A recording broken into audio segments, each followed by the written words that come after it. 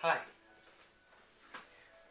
welcome to Play Along. Today we're going to do a Go As You Please opening.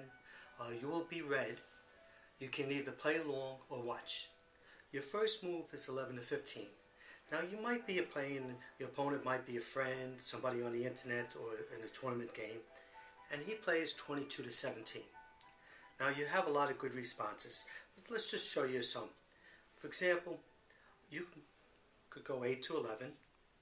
Then your opponent would probably go 17 to 14. After the exchanges, you have what is known as the white dyke. Instead of going 8 to 11, you could go 15 to 19. And after the exchanges,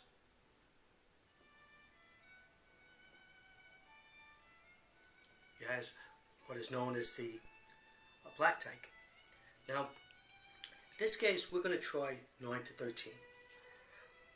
And now white could go 24 to 20. And after the exchanges, you have a good game. However, white's plan here is to go 17 to 14, which is the Boston Open. Now, the Boston Open was named after J.D. Janvier. He was born in 1838 in Newcastle, Delaware. He was a writer, outstanding checker player, and he was the mayor of the Newcastle for a couple times. So you jump 10 to 17, and white jumps 21 to 14. Now in this position here, you go 8 to 11 because you're developing your checkers out of the single corner, and this is a key landing because it could turn into different openings and it can transpose into different openings. For example, 23 to 19. Now this move here after 15-18 transposes into lad and lady. Now there's one thing, I'm not showing this variation here, but I do want to tell you on the website, The Checker Maven by Mr. Bob Newell, he has this week a feature article on Jim Loy, and it just so happens that they play this opening with this variation. So I'll move this back. Another move that white could do is go 25 to 22, and that would be the switcher trunk line, and you would just go 6 to 10 and you have a very good game. So I'll move this back here.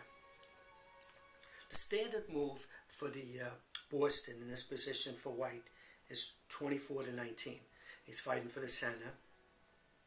Red jumps. White jumps. Okay.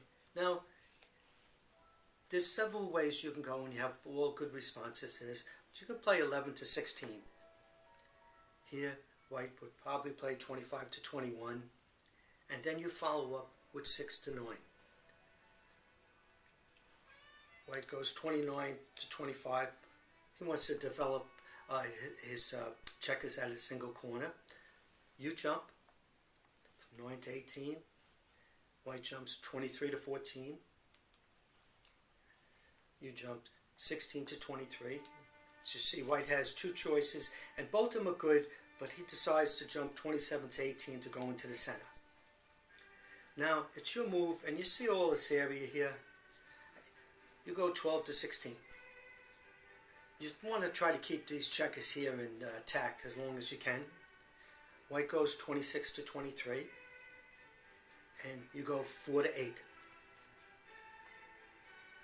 White goes 25 to 22, and now you go 8 to 12. You can start to see how your plan is. White goes 31 to 27. This is an example of the dyke position, which is basically like a wall. Here, red, you decide to cut it off, which is called an exchange or a cut. You go 16 to 19. White jumps 23 to 16, and you jump 12 to 19. Now here, white could exchange 27 to 23. He cuts him off. You would jump, he would jump. But when you move 7 to 11, you have a good game. So white plays 30 to 26, and you play 1 to 6. Now, white could go here, and you would move here, and then he would go in to get a king. But the problem is, because you have a check on 2, 7, and 3, even when he reaches to get a king on 1, you're going to have your king already, and you have a strong game. So white goes 32 to 28 here. Here you go 7 to 11. Now white can squeeze either this way, 27 to 24, or 27 to 23, but it doesn't matter. So let's go 27 to 23. Now you have a win. Do you spot the win? Well, so you go 11 to 15. This is double exposure. What you're doing is you're controlling 2 of white's moves, so you can get one of your moves in. So either way, either jump, say 23 to 16. Here's your winning move. You go 6 to 9. White jumps 18 to 11, and you jump to 9 to 25. Here you have a win. You have a winning ending.